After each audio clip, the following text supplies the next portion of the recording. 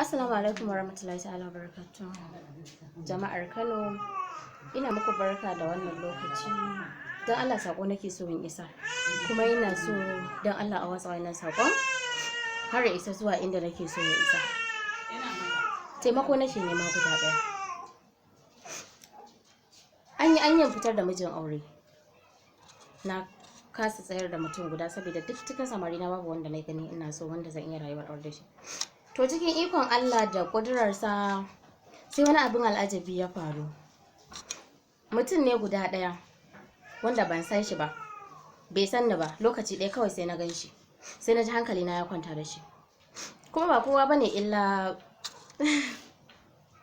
Muhammad Wakili, CP na Kano State. Dan Allah dan Annabi. Wallahi tallahi ina son ka, kuma har ga zuciyata. Dan Allah ka taimaka min. Dan Allah. Dan Allah ku taimaka ku yaɗa wannan saƙon har ya zuwa kunnensa.